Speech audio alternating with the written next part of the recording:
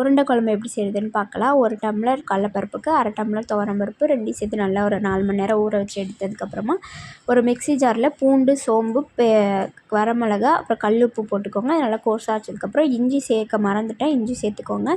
இஞ்சி போட்டுட்டு அந்த நம்ம ஊற வச்சுருக்க பருப்பை நல்லா தண்ணியெல்லாம் ஒட்ட வடிகட்டிட்டு அதுக்கப்புறமா பருப்பு இதோட சேர்த்து போட்டு அரைச்சி எடுத்துட்டு மஞ்சத்தூள், பெரிய வெங்காயம் நல்லா சின்ன சின்னதாக கட் பண்ணி அது, அப்புறம் ஒரு கைப்பிடி நிறைய முருங்கைக்கீரை போட்டிருக்கேன்.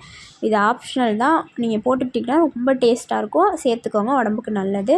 அதுக்கப்புறமா பெருங்காயத்தூள், உப்பு கரெக்டாக இருக்கான்னு பார்த்துட்டு உப்பு சேர்த்துக்கோங்க. இப்போ எல்லாத்தையும் நல்லா மிக்ஸ் பண்ணதுக்கப்புறமா உருண்டையாக உருட்டி இட்லி பானையில் வச்சுட்டு ரொம்ப வேக விடணும்னு தேவையில்லை. ரொம்ப வேக விட்டிங்க அப்படின்னா கல் மாதிரி ஆகிடும். சும்மா ஒரு 5 நிமிஷம் வெந்தால் போதும். அதுக்கப்புறமா குழம்பு எப்படி தாளிக்கிறதுனா கடாய் வச்சு நல்லெண்ணெய் ஊற்றிக்கோங்க. அந்த குழம்புக்கு டேஸ்ட்டே நல்லெண்ணெய் தான். நல்லெண்ணெய் ஊற்றிக்கிட்டு வெந்தயம், கடுகு, உளுத்தம்பருப்பு, கருவேப்பிலை, பூண்டு, சின்ன வெங்காயம் கொஞ்சம் நிறையா போட்டுக்கோங்க, டேஸ்ட் நல்லாயிருக்கும். சின்ன வெங்காயம், பூண்டு நல்லா எண்ணெயில் நல்லா வதங்கணும். அது வதங்கிறதுக்காக உப்பு, அதுக்கப்புறமா ஒரு பச்சை மிளகாவும் போட்டு நல்லா வதக்கிடலாம். இதில் நல்லா கொஞ்சம் அந்த டேஸ்ட்லாம் நல்லா எண்ணெயில் இறங்கிடும். அதுக்கப்புறமா தக்காளியை நல்லா கட் பண்ணி சேர்த்துக்கலாம். தக்காளி சேர்த்ததுக்கப்புறமா நல்லா வதங்கினதுக்கப்புறமா கொஞ்சமாக மஞ்சத்தூள் போட்டுக்கலாம்.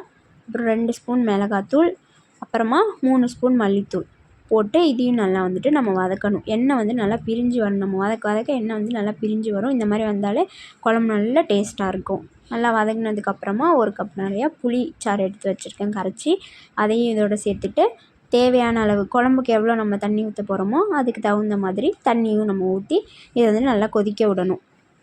நல்லா சூப்பராக கொதித்ததுக்கப்புறமா முருங்கைக்கீரை எடுத்து வச்சுருக்கோம் இல்லையா, அதில் நல்லா ஒரு கைப்பிடி அளவு நான் போட்டுக்கிறேன்.